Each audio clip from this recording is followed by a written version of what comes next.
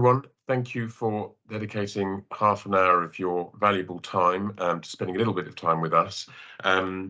Today we're focusing on sharing what a group of us have learned about running waste and recycling behaviour change campaigns. And we're trying to run these quick lunchtime events as part of a commitment to share everything we learn with anyone that will listen. We think it's a superpower of working in the public sector that we can share as we do, and we need to use this superpower more and more as the challenges that we face get harder and the budgets that we're given shrink. So sharing expertise today, we've got two people who've worked across the public sector on multiple waste and recycling projects, all different sorts and different locations. And me, we've got James Morton from Alive with Ideas, brilliant creative agency, and Dominic Ridley-Moy from the Behaviour Change Network. So I'll quickly hand over now to James, who's going to look at some of the tips and tricks and tactics that can be used creatively around delivering behaviour change campaigns in waste recycling. Over to you, James. Thank you, John Paul. Hello, everyone. Thank you for sparing us your time this, I'm going to say Monday lunchtime. It's Tuesday, but it feels like a Monday, doesn't it? Yes. So as JP says, I'll briefly sort of talk you through some of the tips and tactics that we've put into practice in a particular campaign. I'm going to use a sort of specific example, and definitely a sort of nod to Elsa from Tower Hamlets Borough, who's on the call. So we'll be referencing a specific campaign that we've been supporting Tower Hamlets with in London to increase their recycling. So I'm just going to share my screen now, and hopefully that everyone will be able to see what I'm looking at. Okay, are we seeing that? Yeah. Right. Okay. So like I say, this specific campaign started at the start of this year. It's still ongoing, so it's still a work in progress. So there's no, we don't have any sort of specific findings at this sort of end of campaign stage yet to share. But we can talk you through the process we've been through in terms of finding out insights, what we've taken from those insights, and how they've been fed into the campaign. So just to give you a bit of background, a bit of context to the challenge that we've been helping Tower Hamlets with, quite low recycling rates and rates that have been dropping over the last year or so as well. High levels of contamination in that recycling, again, quite high rates and starting to rise even further. So sort of two key things there in terms of the recycling itself. And in terms of the makeup of the borough and the makeup of where people are living, almost the entire borough are housed in either flats or maisonettes, which presents challenges in terms of facilities they might have for recycling, both within their own individual flats or maisonettes and then sort of within their blocks as well. So some specific things there that kind of lay out the challenge for the campaign. So in terms of the objectives and what we were trying to achieve or are trying to achieve with the campaign, sort of three key things really: trying to improve the quantity of recycling, trying to improve the quality of that recycling, so in terms of those contamination rates and trying to reduce the contamination, and actually just trying to reduce the amount of waste that's created overall, that sort of landfill waste, by sort of increasing the recycling as well. So, and those are some of the outcomes and some of the measurable things that you can see on screen in terms of trying to increase the tonnage of recycling, lower that contamination level, and the amount going to landfill. Just touching briefly on some of the demographics, some of the specifics about the Tower Hamlets demographics, which are quite key really in terms of kind of targeting for the campaign. So very young population, the average age is only just over 30, so quite a young population. Very high transience in terms of people moving in and out of the area quite quickly. Very ethnically diverse, nearly 70% belong to a minority ethnic group, and very, very densely populated, as we've kind of just touched on in terms of the very high proportion of flats and maisonettes as well. So quite key things to bear in mind in terms of the demographics and the audiences that we're trying to reach with this campaign. So just kind of trying to just summarize a bit of the strategy that we kind of put together around the campaign. Four key things really: trying to create a movement around recycling, trying to create a compelling cause that people want to feel a part of, and drive a new mindset regarding recycling and waste. So a collective, trying to drive collective action, but within that collective action, also trying to drive and encourage individual action as well. So a call to action around personal responsibility and participation, in recycling and waste. Nudging behaviour, so finding behaviours that can be influenced, in a subtle but simple way. Hopefully, behaviours that can sort of help us with increasing recycling. And our audience targeting, our audience identification, looking at those audiences that we just saw on that previous slide, and making sure we are targeting them in the most effective way. So I'm going to run you through the 3 different phases that we've been through. We're kind of in phase 3 at the moment, so we can only sort of talk about that in a kind of, in a formulating way at the moment. But phase 1 and phase 2, we can kind of help you sort of talk about kind of how we went about finding out what we wanted to do, and then how we've embedded that. So at the start of the campaign, without any sort of real hard and fast knowledge or any real hard and fast data about what were the barriers and what people's attitudes towards recycling were in Tower Hamlets, we carried out some focus groups. So one focus group within the council with the council's waste specialists, to talk about barriers that they were finding and priority areas, but also then focus groups with the residents themselves to ask, what was some of the things that were stopping them recycling. In terms of what we found out from that first phase of insight work, the biggest barrier for residents was a lack of understanding or a lack of awareness of what could be recycled. So actually knowing what can and can't go in the recycling bins, as simple as that.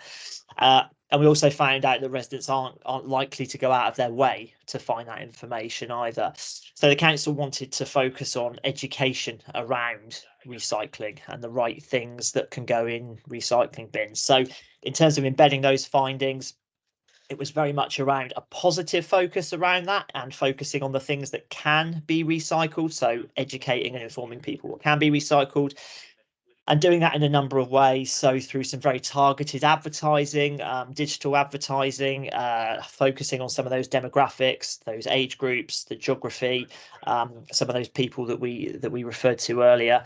A leaflet drop to go out with the council quarterly magazine, so that everyone would have a list of information, a list of items that can and can't go in their recycling bin, so everyone's got that to hand. And then refreshing and simplifying the web content as well, so that it's really easy and simple for people to be able to find that information. Also other channels as well, sort of out-of-home channels that were utilised, sort of 6-sheet bus stop style sites, park railings as well, banners on park railings, bin lorries, side of the bin lorries in Tower Hamlets as well. So all those other types of channels as well. And then just sharing with you some of what some of that creative looked like in terms of embedding those findings. So that sort of key campaign headline, Tower Hamlets, let's rethink it, linking those 2 things together, the collective. So Tower Hamlets, we're all part of this. This is all something we can help with. And then let's rethink it, that kind of more individual responsibility about thinking, encouraging people to think about what they actually are recycling. So there was that education and awareness phase to kind of start putting the information out there about what can and can't be recycled. But then moving into phase 2, it's about really starting to focus in on what some of those key things are in terms of what people might be trying to recycle that they shouldn't, or what they aren't recycling that maybe they could.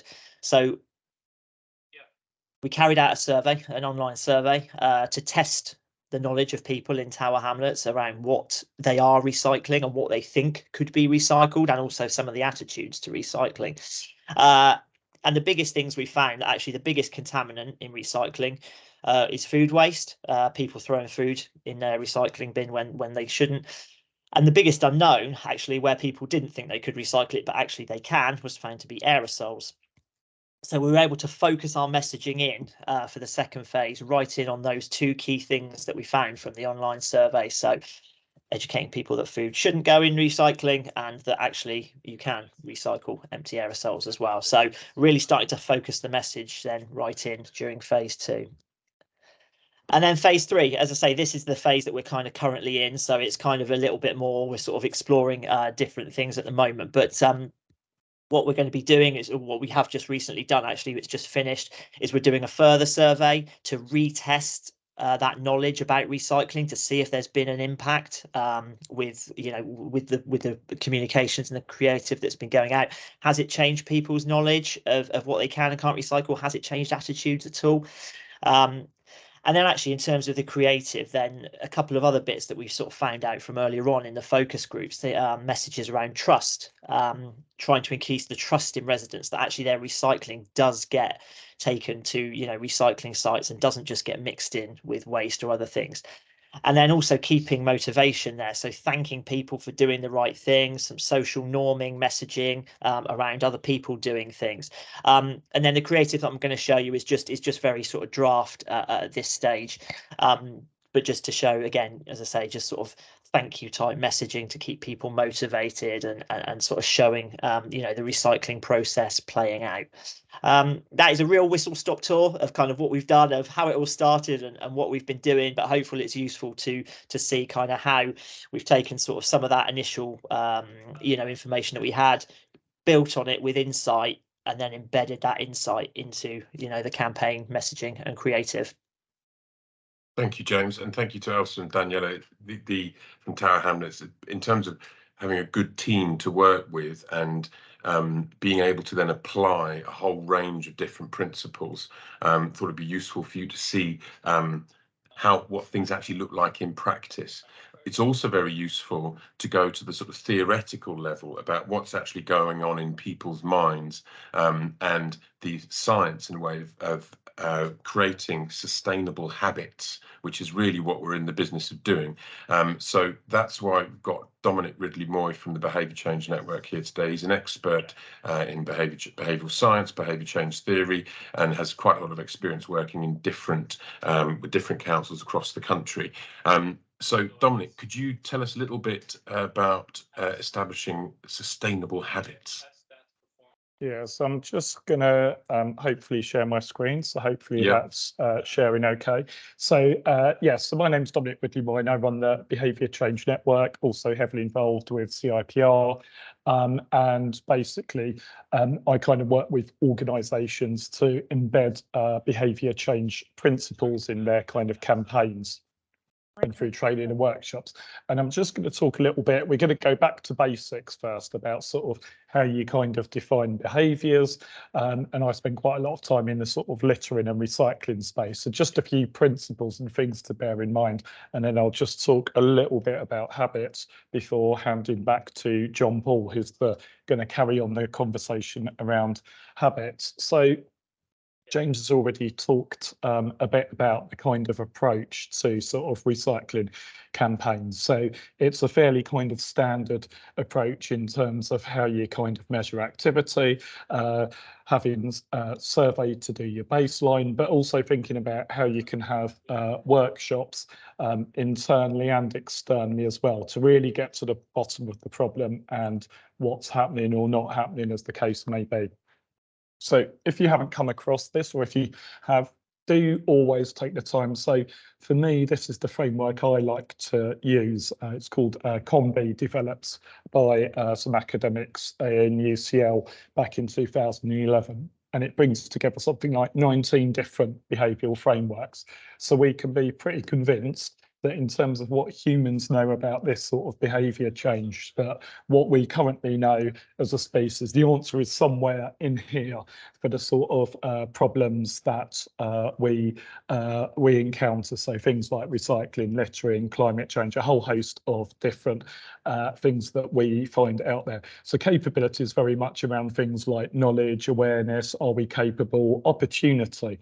And I'll come back to this. This is about what's going on around us in our environment, what people around us do. Sometimes this is something that can be overlooked. And then motivation, which is very much around things like, are we motivated, the context where we make the decisions, whether it's a quick decision, more of a sort of slow thinking context, that kind of thing. But this is a really good framework. So this is my kind of my simplified model, and this is a kind of generic one that I've filled in for recycling. So it's very much around thinking through what is the problem, what do you want people to do, and being very specific in identifying that behaviour, thinking about how they're doing it, why are they doing it, why are they not doing it, who are we trying to reach, and then things like timing as well. So when do people recycle? Where are they when they recycle? So I won't go through this in detail, but it's a really good place to start and think about. So when you're kind of doing something like an internal workshop, the kind of place I would start off with is asking questions like, start with the obvious ones, like, is there a good awareness of what to recycle or not? Also think about the demographics, who are your active recyclers, who aren't? What are there problems with the service or not? Is it easy to recycle? So how easy it is to recycle can often be overlooked, but it's such a big part of any campaign. And also thinking about what people's attitude, do they believe in the impact of recycling? And then if we think about the environment, which I think is the one that's most overlooked, it's thinking things through, like, is there enough space in someone's bin to recycle or not? Do they have the right bags? Is the bin too far away? Do they have to walk down several flights of steps to get to the bin? Does it get full too quickly? All those kinds of things. So just thinking through some of the barriers. So I do quite a lot of work in particularly London boroughs and other boroughs. And the kind of things that come up in those sorts of workshops, it's things like working with, I suppose, communications and waste and recycling colleagues to think through things like, particularly in flats, are bins always full? Who has responsibility for this? What does it look like? Do residents know what the kind of policy is around recycling bags and stuff like that? And even if you think it's clear as a kind of council officer, a lot of the time to residents, even if there's not too many policies, it can be sometimes difficult for them to understand, and that can have a big impact. In a lot of London boroughs where there's a younger audience that move in and out a lot, that could be an issue in terms of being less engaged. And then attitudes to recycling can be a huge barrier. So just thinking through some of the kind of external barriers and kind of what residents talk about. So the types of issues that they have are very much around things like, particularly around flats and stuff like that. If it's difficult to get recycling bags or bins are always full, they see rubbish waste going into recycling going into general waste, missed bin collections, all those things have a big impact on whether people recycle or not, as well as the space they have in their flats, that kind of thing as well. So in terms of kind of issues, a lot of the time awareness is a big issue. So there is a lot of a knowledge gap around what can and can't be recycled. So making this message as simple as possible, chunking it up, as James talked about earlier, will make a big difference. And a lot of the other things that I've already talked about already. So I'm just going to go through a few key learnings and some things that I think are always worth bearing in mind. So for me, you can't separate communications from service delivery. The two are always interlinked. So if bins are full and there is an issue with missed bin collections, communications all alone can't solve the problem. So any campaign needs to go in tandem with service delivery. However, awareness can be a huge barrier and can form the backbone of a campaign. So don't think that you can't use awareness, because it's always going to be the easiest one to shift. And a lot of the time there is that confusion there. But the solution does have to match the behaviour. So in this case, when James talks about contamination, focusing on what can and can't go in the recycling is an easy place to win. But also think that if you don't have space for a recycling bin in your flat, communications won't solve the problem. So think about what you're going to do about those behavioural barriers. And that's something that I find happens a lot. We often overlook how important our environment is. And that's something in behavioural science circles that time and time again, it comes back to what's happening in your environment. How easy is it to do something? And the more you think about those barriers, the more successful your interventions will be. Because at the end of the day, if your bin's always full, the communal bin store's messy and dirty, you put posters up saying do this, do that, but people will ignore it if they don't think it's going to be recycled. And also what people around us do.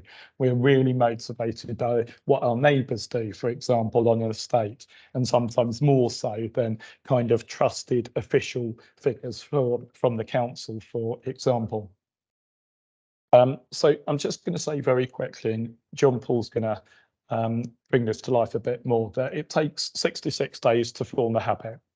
I'm not going to say much about habits today, but it's not something that happens overnight. It takes a long time to form a habit. So where we're thinking about good habits like recycling or what we do with diet or eating healthily, it takes a lot of time, and there's a whole separate kind of science around all of that. So this is me. So if you do want to get in touch to talk about all things behaviour change, always happy to chat. Thank you. Thank you, Dominic. I see there are 2 courses there. Are there still places left on those courses? Yes, yeah, there will. So yeah, there's I've got Introduction to Behaviour Change with the fabulous Helen Reynolds coming up on the 22nd of May. I've got quite a few people booked on, but there are places. And then my masterclass, which is over 3 mornings in June. So yeah, if you're interested, do have a look at my website, which is on screen, or always happy to have a chat over Teams if you want to find out more about my courses. Thank you. Thank you, Dominic. And yeah, I think it's so useful to have a sense of realism around what communications can and can't do. And so much, particularly around waste and recycling, is about the physical capability, the service design. I think it's really important for communications professionals to be able to set expectations and also advise services. Maybe let's not turn on the huge awareness campaign until we've solved some pretty specific issues. I wanted to talk a little bit more about the kinds of habits we as communicators can develop to deliver sustainable waste and recycling behaviour change campaigns. I think there is a huge gap in delivery between publishing stuff and saying that this is online and people can find it if they need to. And as a result of our communications, we're seeing sustained changes in behaviour. And we have limited resources with which to bridge that gap. And so I wanted to talk about some of the things that we can do to build that bridge together. Now, James was giving us an example of where maybe the comms team didn't have exactly what they needed. So it was very hard to get hands on impact data. And then we're not being sure potentially about, in many cases, about whether we're reaching the right people, right place, right time, whether we're reaching them frequently enough. If it takes 66 days to form a habit, doing a campaign for 2 weeks is highly unlikely to create any sustained behaviour change. And it's this idea of please apply some communications fairy dust or communications magic to this. And we want to move away from that. It doesn't work for communications, it doesn't work for residents, it doesn't work for long-term trust and investing in communications. We want to move more towards a very service data-led approach, getting the before, during and after modelled and measured, looking much better at targeting and having an always-on behaviour change approach to these sorts of campaigns. That's how you're going to build habits. That's how you're going to build measurable impact and outcome. I put CPO there, the cost per outcome. We should be thinking about the time and investment that we put into these communications. Does it receive a 10 times return on investment? Are we getting the cost per outcome down? And if we take this approach, we start to build investable communications, seeing positive correlations or negative correlations, depending on what you're trying to achieve, but not the third one. We don't want to have either no data or no evidence of a correlation with that activity. And here are some real examples of campaigns where before, you can see the blue line, communications, red line, and then outcome afterwards. But with waste and recycling, we're trying to create much more sustained outcome graphs at the other end. And I think in order to achieve this with shrinking budgets and more and more challenges facing people, we can maybe there's still a lot of what I'm saying into those things that we may have been pushing out for years, but apply it to our own work. Practice what we preach, should we say, by reducing wastage, improving targeting, reusing audiences and channels that we own already, that we interact with already, and then recycling things that we know work internally and amongst each other. So to reduce wastage, we really need to zoom in on location, demography and timing. With audiences and channels, we're looking at, for example, remarketing to people who've just set up a council tax account, and potentially also using website and email advertising like that. I'm just going to quickly show you an example. You're on a council tax page here, and there is space that could be used for getting a message across, but then also when I leave this page, I can see an ad about recycling policy later on that day on Facebook or YouTube or so on. So these sorts of highly targeted interventions are ways that we can definitely improve the efficacy of our interventions. And then in terms of successful creative, thoroughly recommend going to Comms Files, which is a Comms 2.0 resource, hundreds of different waste and recycling campaigns on there that you can borrow from and look at as well. Taking great campaigns and licensing them between each other to help offset the cost of doing that, and also looking at things like search insight, things that have worked well in the past. These are the habits or the tactics that we think will help you work well. In terms of channel choices, using your owned at the top, and then maybe online paid and out of home as and when appropriate. That's where we can see the real value coming from in terms of long-term behaviour change, making things at the right place, right time, easy, attractive, social, and so on. So here are the habits that I think we could be looking at adopting as comms pros in this field. Demand service data, always use audience insight, focus groups, surveys all the time, before, during, after. You'll get nuggets of information from that, and you'll be able to demonstrate change and awareness.